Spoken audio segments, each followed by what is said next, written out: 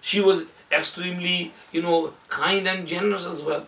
Once Rasulullah sallallahu alaihi wasallam came home and he saw that Hassan and Hussein were wearing some bracelets made from silver.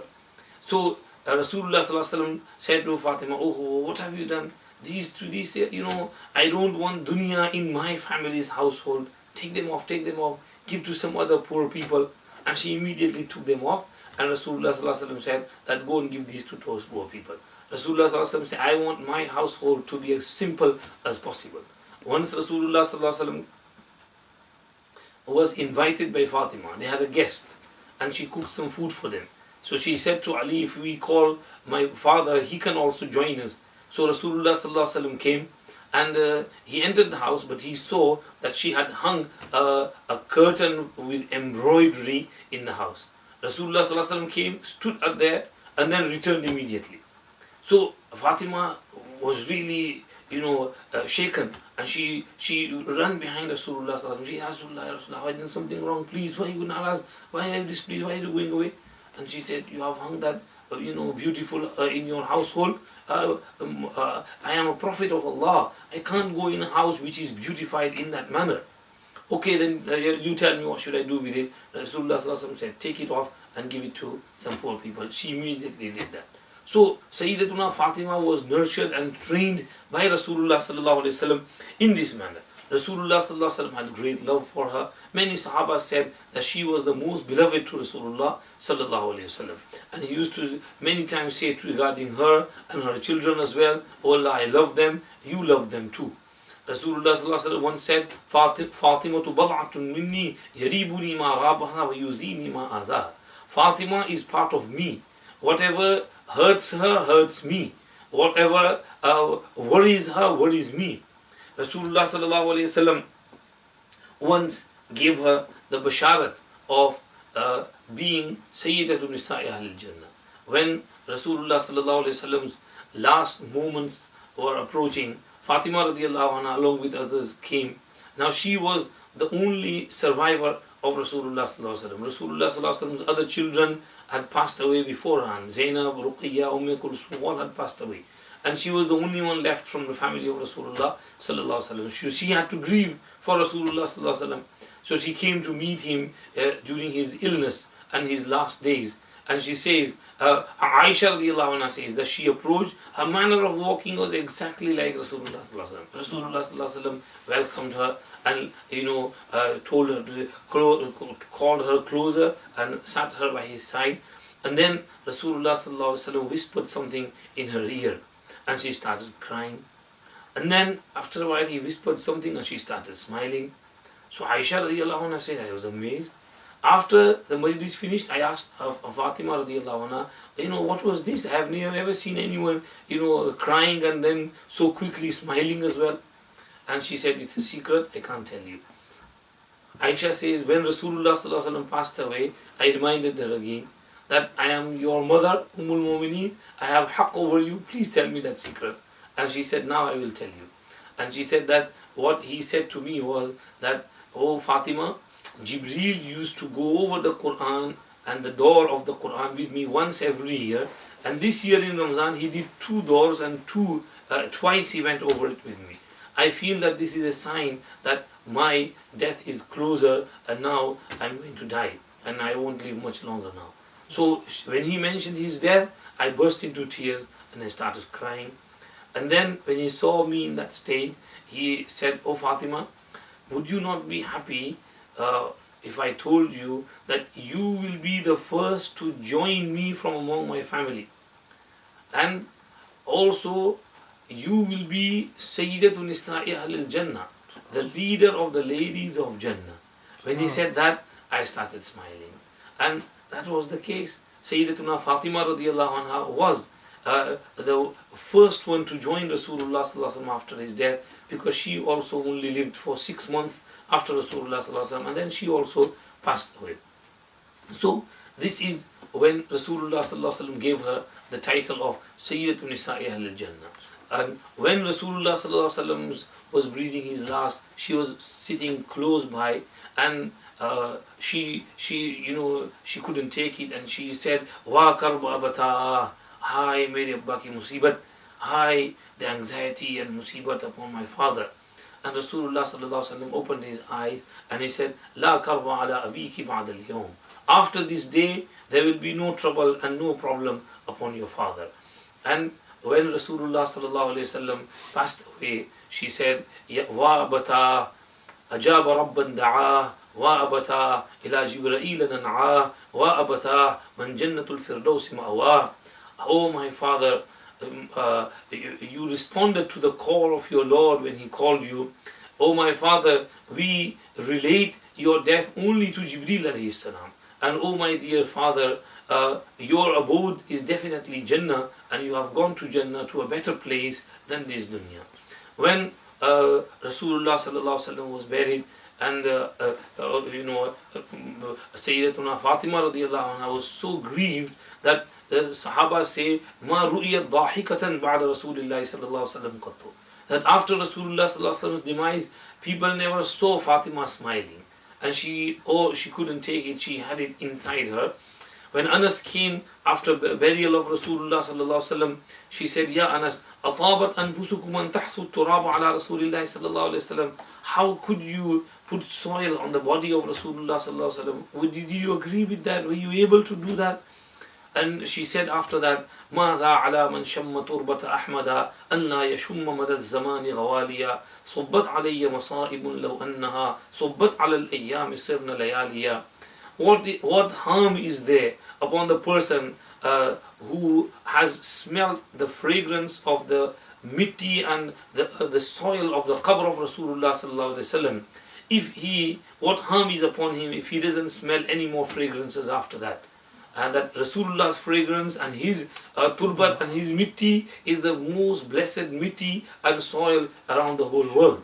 When she passed away, it was Asma bint Umays who gave her, ghusl, prepared her with Ali karamallahu wajhu as well. Ali karamallahu wajhu helped in the ghusl as well.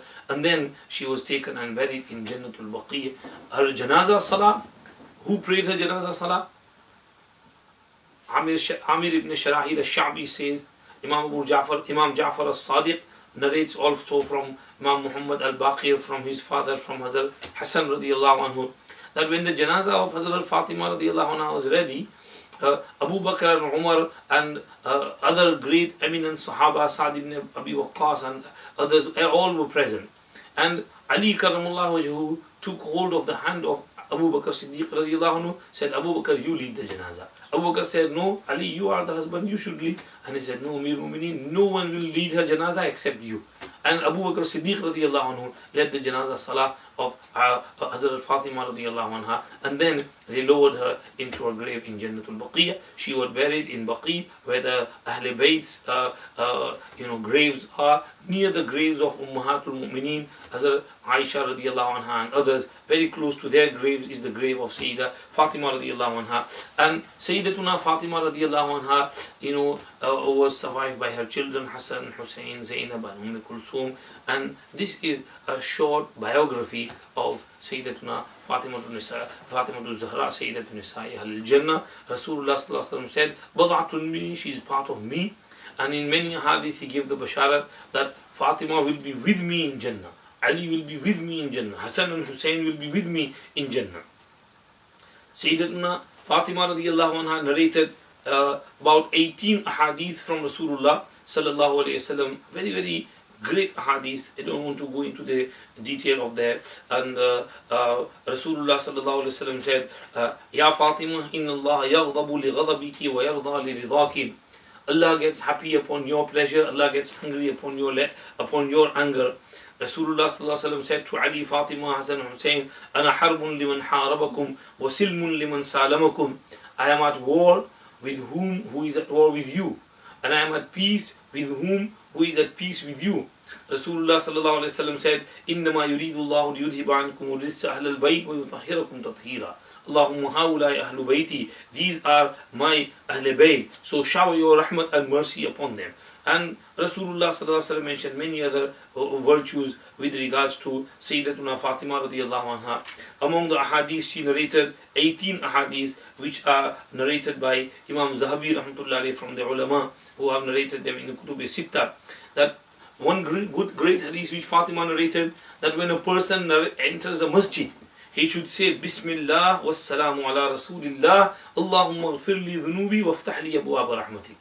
And when he exits, he should say Bismillah wassalamu ala Rasulillah, Allahumma ghfir li dhunubi waftah li abwaaba fadlik. Narrated by Imam Ibn Majah, page 56, Musnad Ahmad, page 402.